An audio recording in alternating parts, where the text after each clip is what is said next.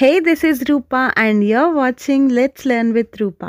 Today's video is all about the subject social work.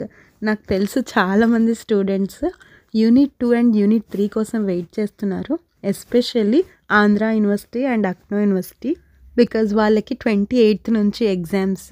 Me comments చూసి ఉండలేక నేను త్వరగా వీడియో అప్లోడ్ చేయడానికి ట్రై చేస్తున్నాను. As you no, I have a busy schedule working as a lecturer in college, but still మీకోసం ఫాస్ట్గా చేయడానికి try చేస్తున్నాను. ప్రీవియస్ వీడియోలో social work unit 1 important questions answers తెలుగులో ఎక్స్ప్లెయిన్ చేశాను. And in this video, I'm gonna explain you Unit 2 important questions with answers. As you all know, social work degree first semester lo skill course ka ante 50 marks paper ga untundandi. Social work to meeku inko 2 skill papers kuda untayi. వాటి videos కూడా మన ఛానల్లో ఉన్నాయి. And ప్రతి సబ్జెక్ట్కి notes కూడా అవైలబుల్గా ఉంది. మీకు కావాలంటే నన్ను కాంటాక్ట్ చేయండి. ప్రీవియస్ వీడియోలో యూనిట్ 1లో టోటల్గా 6 క్వశ్చన్స్ మాత్రమే చదవమని చెప్పాను.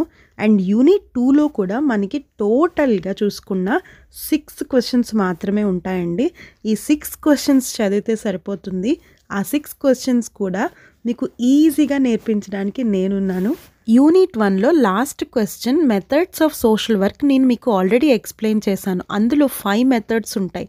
ఈ క్వశ్చన్లో ఫస్ట్ 2 పాయింట్స్ ఏవైతే ఉన్నాయో social case work and social group work, ఈ 2 పాయింట్సే మీకు సెకండ్ యూనిట్లో ఉండే మెయిన్ టాపిక్స్. ఈ 2 టాపిక్స్ చదువుకుంటే సరిపోతుంది. Now without wasting much time, let's get into questions. First question, define social case work and explain the scope of social case work. దీన్నే మనకి importance of social case work లేదా objectives of social case work అని కూడా అడగచ్చు. First social case work అంటే ఏంటో చూద్దాం. ఇది కూడా సోషల్ వర్క్ లానే ఎవరికైతే ప్రాబ్లమ్స్ ఉంటాయో వాళ్ళకి హెల్ప్ చేయడం. బట్ కేస్ వర్క్ అని ఎందుకు అన్నామంటే జనరల్గా అందరి ప్రాబ్లమ్స్ సాల్వ్ చేసినట్టు కాకుండా ఒక కేస్ లాగా మనం దాన్ని డీల్ చేయగలిగితే, అంటే ఆ పర్టికులర్ పర్సన్కి ఎలాంటి ప్రాబ్లం ఉంది, ఆ ప్రాబ్లమ్ని ఐడెంటిఫై చేసి అది ఎలా సాల్వ్ చేయాలి అనేది మనం చూస్తే కనుక దాన్నే సోషల్ కేస్ వర్క్ అంటాం. సింపుల్గా ఒక ఎగ్జాంపుల్ చెప్తాను. ఒక సింగిల్ మదర్ ఉన్నారు, 2 చిల్డ్రన్ ఉన్నారు, ఫైనాన్షియల్గా కూడా చాలా ప్రాబ్లం ఫేస్ చేస్తున్నారు.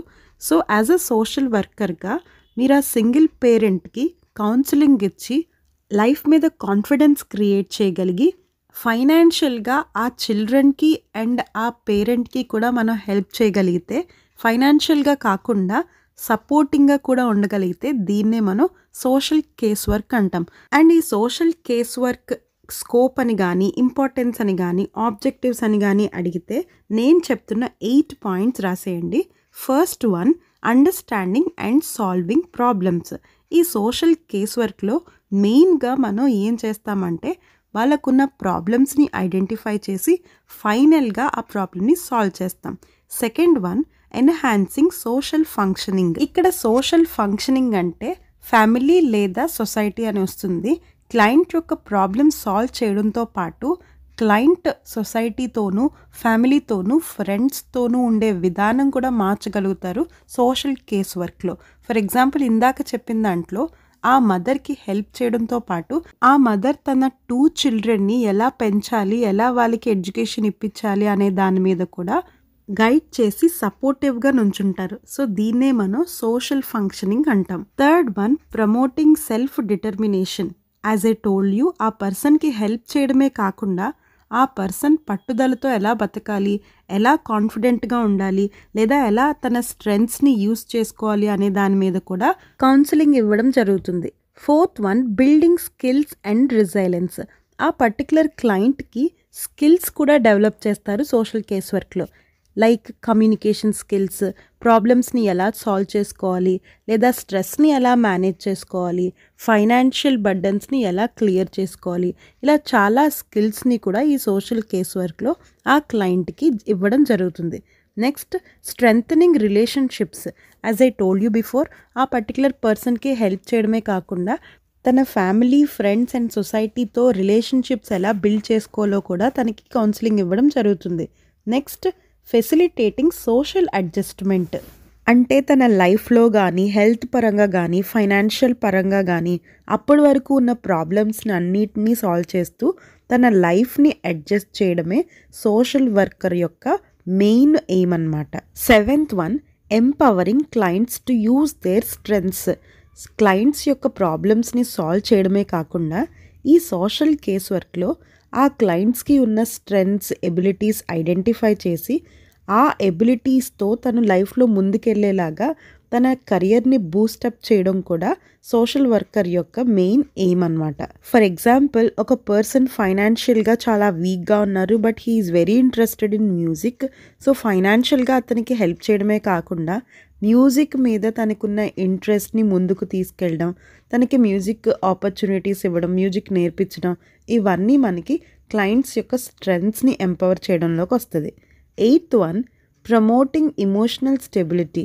సోషల్ కేస్ వర్క్లో ఆ పర్సన్ ప్రాబ్లమ్ సాల్వ్ చేయడంతో పాటు ఆ పర్సన్ ఎమోషనల్గా స్టెబుల్గా ఉండేలాగా కూడా చూసుకోవాలి.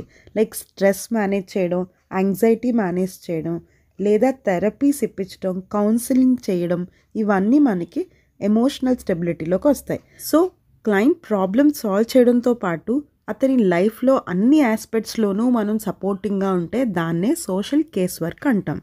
Second question, explain the process of social case work. Process అన్నా, స్టెప్స్ అన్నా, లేదా faces of social case work అన్నా సేమ్ పాయింట్స్ రాసేస్తారు. అండ్ ఈ ప్రాసెస్లో మనకి టోటల్గా 6 స్టెప్స్ ఉంటాయి. By the way, process of social case work అనే క్వశ్చనే కాకుండా ప్రాసెస్ ఆఫ్ సోషల్ వర్క్ అని ఇచ్చిన ఈ 6 పాయింట్సే రాసేస్తారు. First step, social investigation. అంటే మీ క్లయింట్ డీటెయిల్స్ని మీరు గ్యాదర్ చేయాలి. లైక్ ఫ్యామిలీ బ్యాక్గ్రౌండ్ గురించి, లేదా ఎకనామిక్ స్టేటస్ గురించి, అంటే ఫైనాన్షియల్గా మీ క్లయింట్ ఏ స్టేట్లో ఉన్నారు అనే దాని గురించి, లేదా హెల్త్, ఈవెన్ ఎడ్యుకేషన్, లేదా అతని బిహేవియర్. సో ఇవన్నీ మీరు గ్యాదర్ చేస్తే దీన్నే సోషల్ ఇన్వెస్టిగేషన్ అంటాం. Second one, assessment. ఫస్ట్ స్టెప్లో మీరు ఏదైతే ఇన్ఫర్మేషన్ గ్యాదర్ చేశారో దాన్ని అసెస్ చేయాలి. సో అతని పర్సనల్ లైఫ్లో కానీ, ప్రొఫెషనల్ లైఫ్లో కానీ ఎలాంటి అవసరాలు ఉన్నాయి, ఎలాంటి ప్రాబ్లమ్స్ ఉన్నాయి, అండ్ అతని స్ట్రెంగ్స్ ఏంటి, అతని వీక్నెసెస్ ఏంటి, అతని పర్సనాలిటీ ఎలా ఉంది అని అసెస్ చేయాలి. Third one, intervention and implementation.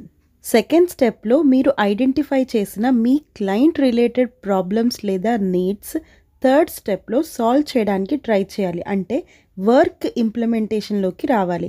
So ప్రాక్టికల్గా మీరు యాక్షన్ ప్లాన్ స్టార్ట్ చేయాలి. ఫర్ ఎగ్జాంపుల్, మీ క్లయింట్ సైకలాజికల్గా చాలా డౌన్లో ఉన్నాడు, చాలా నెగిటివ్గా ఆలోచిస్తున్నాడు, అది ఆయన ప్రాబ్లం అని మీరు ఐడెంటిఫై చేశారు. సో ఈ థర్డ్ స్టెప్లో అతనికి ఉన్న ప్రాబ్లమ్ని సాల్వ్ చేయడానికి అతనికి థెరపీస్ ఇప్పించడం, గైడ్ చేయడం, లేదా కౌన్సిలింగ్ ఇవ్వడం చేయాలి. Fourth one, evaluation. థర్డ్ స్టెప్లో మీరు ప్రాబ్లమ్ సాల్వ్ చేస్తారు కదా, అది ఎంతవరకు సాల్వ్ అయ్యింది, మీ క్లయింట్ సిచ్యువేషన్ ఇప్పుడు ఎలా మారింది, ఏమైనా ఇంప్రూవ్మెంట్స్ ఉన్నాయా లేదా అని చెప్పి ఇవాల్యుయేట్ చేయాలి. Fifth one, termination. వన్స్ మీ క్లయింట్ ప్రాబ్లం ఏదైతే సాల్వ్ అయిందో, లేదా అతని నీడ్స్ ఏవైతే ఫుల్ఫిల్ అయ్యాయో ఆ క్లయింట్ యొక్క కేస్ మనం క్లోజ్ చేయాలి. దీన్నే మనం టెర్మినేషన్ అంటాం. Sixth one, follow up. కేస్ని టెర్మినేట్ చేసిన తర్వాత కూడా, అంటే క్లోజ్ చేసిన తర్వాత కూడా అతన్ని రెగ్యులర్గా చెకింగ్కి పిలవడము, అతనితో కాంటాక్ట్లో ఉండడము, లేదా ఫర్దర్గా ఏమైనా సపోర్ట్ కావాలన్నా ప్రొవైడ్ చేయడము, దీన్నే మనం ఫాలో అప్ అంటాం. So this is the process of social case work. Social work process అని అడిగినా మీరు సేమ్ 6 పాయింట్స్ రాసేయండి. Third question, explain the tools and techniques or methods in social case work. లేదా applications of social case work అని అడిగినా, even social case work intervention అని అడిగినా నేను ఇప్పుడు చెప్తున్న 8 పాయింట్స్ రాయాలి. Social case work intervention techniques మనకి ప్రీవియస్ పేపర్లో 10 మార్క్స్కి ఇచ్చారు. So very important. ఈ క్వశ్చన్కి మీనింగ్, సోషల్ కేస్ వర్క్ చేసేటప్పుడు ఎలాంటి మెథడ్స్ లేదా టెక్నిక్స్ యూస్ చేసి క్లయింట్స్ ప్రాబ్లమ్ సాల్వ్ చేయొచ్చు అనేదే క్వశ్చన్. First one, interviewing. క్లయింట్తో డైరెక్ట్గా కాన్వర్జేషన్స్ చేసి క్లయింట్తో ర్యాపో బిల్డ్ చేసుకొని తన ప్రాబ్లమ్స్ని సాల్వ్ చేయగలిగితే that is interviewing. Second one, observation. క్లయింట్తో డైరెక్ట్గా కాన్వర్జేషన్ చేయకుండా తన బిహేవియర్ని, తన ఇంటరాక్షన్స్ని, తన ఫ్యామిలీ స్టేటస్ని అబ్జర్వ్ చేసి తన ప్రాబ్లమ్స్ని సాల్వ్ చేయగలిగితే that is observation. Third one genogram. ఇది మనకి మూవీస్లో ఎక్కువగా యూస్ చేస్తారు. ఏదైనా కేసులో విక్టిమ్ ఫ్యామిలీ హిస్టరీ లేదా బ్యాక్గ్రౌండ్ లేదా చైల్డ్హుడ్ లేదా తన రిలేషన్షిప్స్ గురించి రీసెర్చ్ చేసి ప్రస్తుతం తనకునే ప్రాబ్లమ్స్ని సాల్వ్ చేయగలిగితే దాన్నే జెనోగ్రామ్ అంటాం. Fourth one case recording. ఇది కూడా మనకి మూవీస్లో పోలీస్ ఇన్వెస్టిగేషన్స్లో ఎక్కువగా యూస్ చేస్తూ ఉంటారు. మన క్లయింట్కి సంబంధించిన డీటెయిల్స్ అన్నీ మనం ఇన్ఫర్మేషన్ అంతా నోట్ చేసుకొని డాక్యుమెంటేషన్ చేసి ఆ ఫైల్స్ని ఎప్పటికప్పుడు ప్రోగ్రెస్ చేస్తూ ట్రాక్ చేసుకుంటే దాన్నే కేస్ రికార్డింగ్ అంటాం. Fifth one assessment tools and questionnaires. అంటే క్లయింట్స్కి సంబంధించిన క్వశ్చన్స్ ఒక క్వశ్చన్ పేపర్లో ప్రిపేర్ చేసి ఆ క్వశ్చన్స్కి సంబంధించిన ఆన్సర్స్ క్లయింట్స్ దగ్గర నుంచి తీసుకుంటారు. ఎస్పెషల్లీ మ్యారేజ్ కౌన్సిలింగ్స్లో ఇలాంటి క్వశ్చనరీస్ ఇస్తారు. Sixth one role playing. Role playing అంటే మనందరికీ తెలుసు, ఒక డ్రామా లాగా వేరే వాళ్ళ రోల్ మనం ప్లే చేయడం. ఫర్ ఎగ్జాంపుల్, ఇలాంటి సిచ్యువేషన్లో ఉంటే నువ్వేం చేస్తావు అని క్లయింట్ని అడిగి క్లయింట్ ఆన్సర్స్ని బట్టి తన పర్సనాలిటీని అసెస్ చేసుకోవడాన్నే రోల్ ప్లేయింగ్ అంటాం. Seventh one counselling. మన క్లయింట్ ప్రాబ్లమ్ సాల్వ్ అయ్యేలాగా అతన్ని ఇన్స్పైర్ చేస్తూ మోటివేట్ చేస్తూ తనకి కావాల్సిన సపోర్ట్ ప్రొవైడ్ చేస్తూ అడ్వైజెస్ ఇస్తే గనక దాన్నే కౌన్సిలింగ్ అంటాం. Last one behavioural modification. For example, మీ క్లయింట్కి బాగా స్ట్రెస్ ఎక్కువైంది లేదా బిహేవియర్ అంతా నెగిటివ్గా ఉంది అన్నప్పుడు తన బిహేవియర్ని చేంజ్ చేయగలిగితే దాన్నే బిహేవియరల్ మోడిఫికేషన్ అంటాం. సో నెగిటివ్ థాట్స్ అన్నీ తగ్గేలాగా తను పాజిటివ్గా ఉండేలాగా బ్యాడ్ హ్యాబిట్స్ ఏమైనా ఉన్నా అడిక్షన్స్ ఏమైనా ఉన్నా మనం థెరపీస్ ఇప్పించగలిగితే that is behavioural modification. These are all about the techniques of social case work. Now third question, what are the types of social case work? Social case work లో టోటల్గా మనకి 5 types ఉన్నాయి. First one long term case work. Client long term లైఫ్లో మనం సపోర్టింగ్గా ఉండగలిగితే that is long term case work. ఫైనాన్షియల్గా కానీ ఎమోషనల్గా కానీ మనం క్లయింట్తో లాంగ్ టర్మ్ అంటే ఎక్కువ ఇయర్స్ లేదా మంత్స్ ఉండగలిగితే that is long term case work. Second one short term case work. ఒక పర్టికులర్ ప్రాబ్లం సాల్వ్ అయ్యేంత వరకు మనం క్లయింట్తో సపోర్టివ్గా ఉంటే that is short term case work. Third one task centred case work. ఏదైనా పర్టికులర్ టాస్క్ లేదా ఒక పర్టికులర్ యాక్షన్ మీద ఫోకస్ చేస్తూ ఆ పర్టికులర్ ప్రాబ్లం మాత్రమే సాల్వ్ చేయగలిగితే that is task centred case work.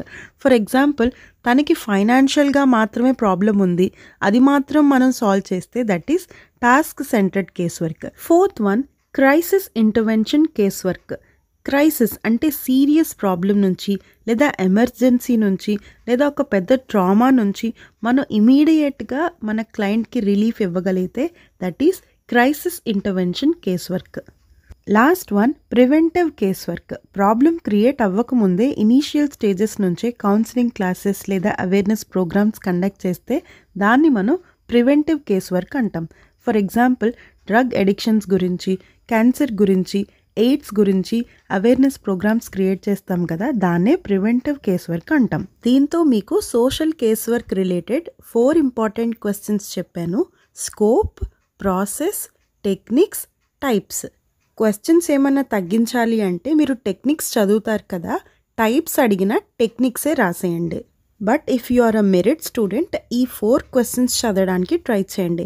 And ఇంకొకటి 5th question, explain the principles of social case work అని కూడా అడుగుతారు.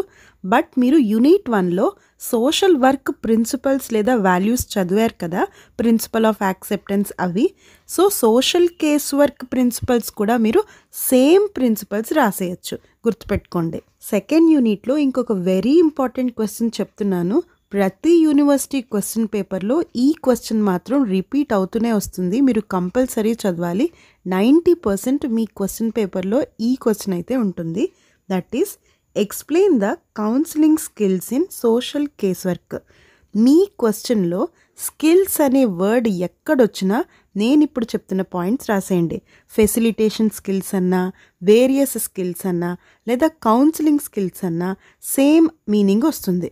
ఈ క్వశ్చన్కి అర్థం ఏంటంటే, యాజ్ ఏ సోషల్ వర్కర్గా మీకు ఎలాంటి లక్షణాలు ఉంటే మీ సోషల్ వర్క్ ఫుల్ఫిల్ చేయగలరు, అంటే మీకు ఉండాల్సిన స్కిల్స్ ఏంటి అనేదే question.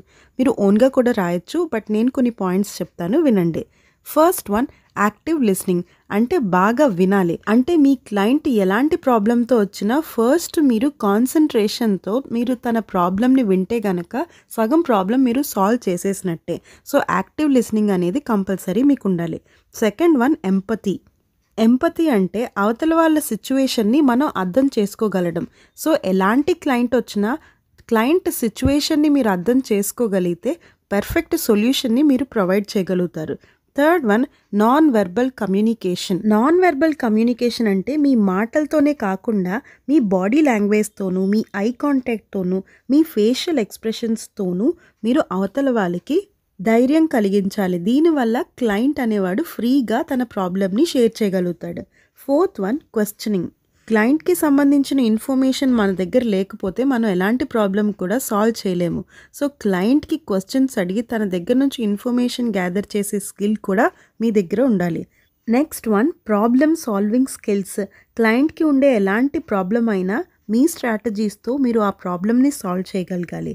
Next, patience and emotional stability.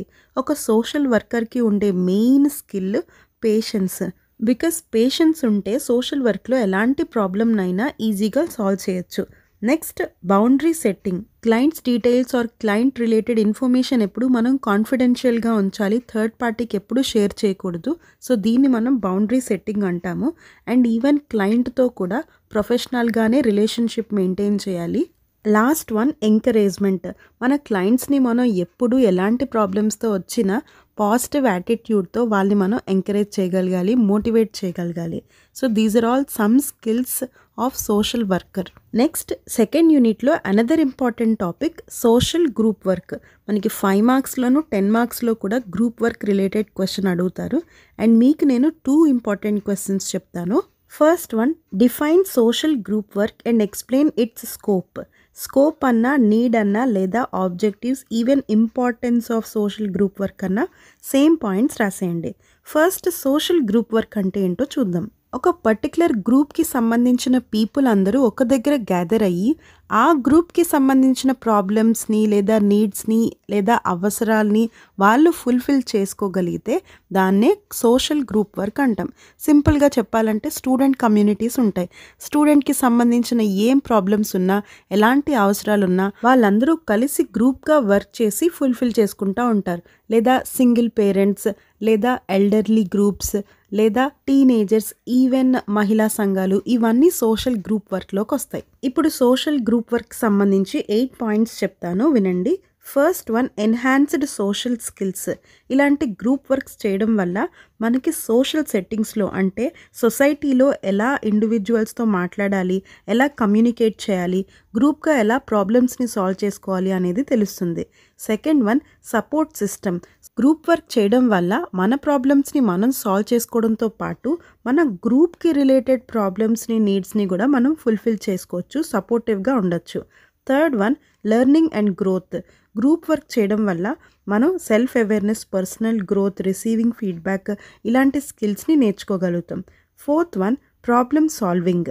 Yes, social group వర్క్లో మనం ఇన్వాల్వ్ అయితే కనుక మనకి ప్రాబ్లమ్ సాల్వింగ్ స్కిల్స్ కూడా ఇంప్రూవ్ అవుతాయి. ఏ ప్రాబ్లమ్ని ఎలా ఎఫెక్టివ్గా సాల్వ్ చేయొచ్చు అనేది మనం ఈజీగా మన స్కిల్ని ఇంప్రూవ్ చేసుకోవచ్చు. Next, empowerment.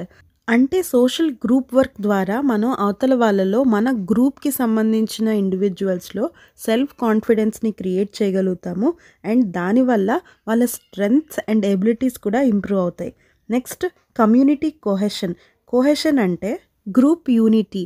మీరు ఏదైనా ప్రాబ్లం వస్తే మీ గ్రూప్ అందరూ కలిసి, అంటే మీ కమ్యూనిటీ లేదా మీ పర్టికులర్ గ్రూప్ అందరూ కలిసి వర్క్ చేస్తారు కాబట్టి మీ మధ్యన మంచి యూనిటీ కూడా ఫామ్ అవుతుంది. Next, development of leadership skills. Social group work చేయడం వల్ల మనం గ్రూప్ డెసిషన్స్ తీసుకోవడం వల్ల మనకి లీడర్షిప్స్ క్వాలిటీస్ కూడా ఇంప్రూవ్ అవుతాయి.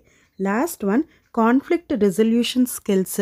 గ్రూప్ వర్క్ చేయడం వల్ల ఎలాంటి ఇష్యూని లేదా ఎలాంటి గొడవల్ని లేదా ఎలాంటి ప్రాబ్లమ్స్ని ఎలా సాల్వ్ చేయొచ్చు అనేది మనం ఈజీగా నేర్చుకోగలుగుతాం. So this is all about social group work. Next question, explain the stages or contents of group work లేదా process of social group work అని అడిగిన సేమ్ పాయింట్స్ రాసేయచ్చు. ఇది వెరీ ఈజీ అండి, చాలా ఇంపార్టెంట్ కూడా. దీంట్లో 5 స్టెప్సే ఉంటాయి. మనం ఏదైనా గ్రూప్లో ఏదైనా వర్క్ చేయాలి అంటే దాంట్లో ఎలాంటి స్టెప్స్ ఫాలో అవుతాము అనేదే క్వశ్చన్. First one, farming. మనం ఫస్ట్ ఇండివిజువల్స్ అందరూ ఒక గ్రూప్గా ఫామ్ అవ్వాలి, అది మనం ఫార్మింగ్ అంటాం. Second one, storming.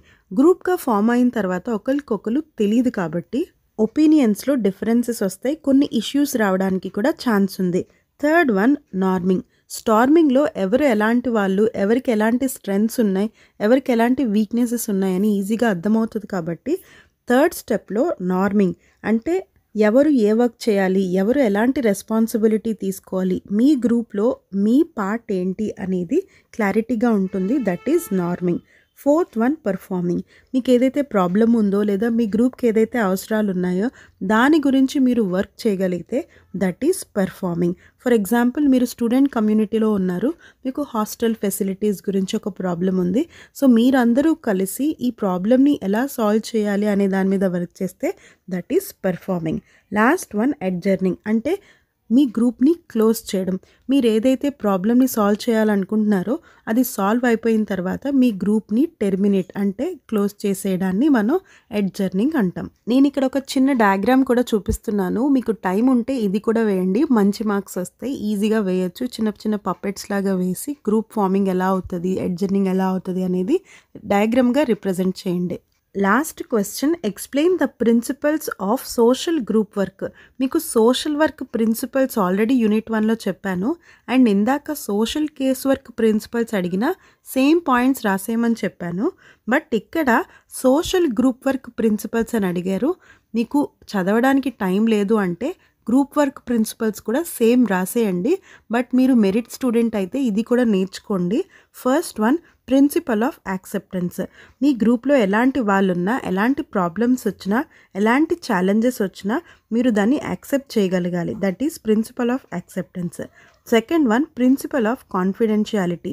మీ గ్రూప్కి సంబంధించిన ఇన్ఫర్మేషన్ ఎప్పుడు మీరు సేఫ్గా ఉంచాలి, దాన్నే ప్రిన్సిపల్ ఆఫ్ కాన్ఫిడెన్షియాలిటీ అంటాము. Third one, principle of individuality. గ్రూప్లో మీరు మెంబర్గా ఉన్నప్పటికీ మీరు ఇండివిజువల్గా కూడా మీ పార్టిసిపేషన్ అనేది గ్రూప్లో ఇవ్వాలి. Fourth one, principle of purposeful expression. As a group మెంబర్గా మీకు ఎలాంటి థాట్స్ ఉన్నా, ఎలాంటి ఐడియాస్ ఉన్నా, ఎలాంటి ప్రాబ్లమ్ని సాల్వ్ చేయాలి అనుకున్నా మీరు అది ఓపెన్గా మీ గ్రూప్లో ఎక్స్ప్రెస్ చేయగలగాలి. Fifth one, principle of democratic participation. As you know, democracy అంటే ఈక్వాలిటీ. గ్రూప్లో ఉండే ప్రతి మెంబర్కి ఈక్వల్ ఆపర్చునిటీ ఇవ్వడం అనేది group principle. Sixth one, principle of group cohesion. ఇందాక మీకు ఆల్రెడీ చెప్పాను, కొహెషన్ అంటే యూనిటీ. మీ గ్రూప్ ఎప్పుడు యూనిటీగా ఉండాలి. Next, principle of goal oriented focus. మీ గ్రూప్కి సంబంధించిన గోల్ లేదా అంబిషన్ లేదా ఆబ్జెక్టివ్ ఏదైతే ఉందో దాని మీదనే మీ గ్రూప్ ఎప్పుడు వర్క్ చేస్తూ ఉండాలి. ఫర్ ఎగ్జాంపుల్, ఇండియన్ కల్చర్ కోసం మీరు ఒక గ్రూప్గా క్రియేట్ అయ్యి ఇండియన్ కల్చర్ ఇంపార్టెన్స్ని అందరికీ తెలియజేయాలనుకుంటున్నారు. సో ఇది మీ ఎయిమ్ కాబట్టి దీని మీదనే మీరు ఎక్కువ వర్క్ చేస్తూ ఫోకస్డ్గా ఉండాలి. Last one, principle of facilitators role. ప్రతి గ్రూప్కి లీడర్ అంటే ఫెసిలిటేటర్ ఉండాలి. ఆ పర్టికులర్ పర్సన్ ఆ గ్రూప్ రెస్పాన్సిబిలిటీ తీసుకుని గ్రూప్ రైట్ వేలో వెళ్తున్నట్టు చూసుకోవాలి. సో ఇవి సోషల్ గ్రూప్ వర్క్కి సంబంధించిన క్వశ్చన్స్. మీరు యావరేజ్ లేదా అబవ్ యావరేజ్ మెరిట్ స్టూడెంట్ అయితే నేను ఇప్పుడు చెప్పిన క్వశ్చన్స్ అన్నీ సైడ్ హెడింగ్స్ చదివేసి ఓన్గా ఎక్స్ప్లెనేషన్ రాసేయండి, సరిపోతుంది. But below average students, fail అయిపోతాము అని భయపడే స్టూడెంట్స్ మాత్రం నేను చెప్తున్న 3 క్వశ్చన్స్ మాత్రం కంపల్సరీ చదివేయండి. నేను ఈ వీడియోలో చెప్పిన first question, scope of social case work. ఈ క్వశ్చన్ చదవండి. కేస్ వర్క్ రిలేటెడ్ ఎలాంటి క్వశ్చన్ వచ్చినా అది 5 మార్క్స్లో అయినా 10 మార్క్స్లో అయినా ఈ ఫస్ట్ క్వశ్చన్ రాసేయండి. Next, social group work related objectives చెప్పాను కదా, అది కూడా చదవండి. గ్రూప్ వర్క్ రిలేటెడ్ ఎలాంటి క్వశ్చన్ వచ్చినా ఆ క్వశ్చన్ ఆన్సర్ రాసేయండి. థర్డ్ వన్, కౌన్సిలింగ్ స్కిల్స్ అనే ఒక క్వశ్చన్ చెప్పాను, సో అది కూడా చదవండి. ఈ యూనిట్ 2 నుంచి మాత్రం ఈ 3 క్వశ్చన్స్ మెయిన్గా చదివితే మీరు పాస్ అయిపోవచ్చు. That's it for today's video. Next వీడియోలో యూనిట్ 3 క్వశ్చన్స్ కూడా ఈజీగా ఎక్స్ప్లెయిన్ చేస్తాను. Keep waiting for that. By the way నేను ఇప్పుడు చెప్పింది మీకు కొంచెం యూజ్ అయినా, నా వల్ల మీకు ఒక్క మార్క్ ఎక్కువ వచ్చినా please like, share and comment. అది నాకు చాలా హెల్ప్ అవుతుంది. అండ్ చాలామంది స్టూడెంట్స్ ఎగ్జామ్ అయిపోయాక బాగా రాసాం మేడం అని కమెంట్ చేస్తున్నారు. I'm very grateful for those students. నేను చాలా హ్యాపీగా ఫీల్ అవుతున్నాను. రిజల్ట్ వచ్చిన తర్వాత కూడా కమెంట్ చేయండి, అప్పుడు ఇంకా సాటిస్ఫాక్షన్గా ఉంటుంది. అండ్ మీ జూనియర్స్కి ఇంకా ఇంప్రూవ్మెంట్స్ ఏమైనా చేయాలంటే నేను చేయగలుగుతాను మీ కమెంట్స్ వల్ల. And very importantly social work notes కావాలంటే వాట్సాప్ చేయండి. పేమెంట్ అవ్వగానే ఇమీడియట్గా మీకు పీడిఎఫ్ వచ్చేస్తుంది. రిమైనింగ్ సబ్జెక్ట్స్ పీడిఎఫ్స్ కూడా అవైలబుల్గా ఉన్నాయి. కావాలంటే వాట్సాప్ చేయండి లేదా మెయిల్ చేయండి. Soon I'll come back with third unit video. Until then, keep watching Let's Learn with Rupa.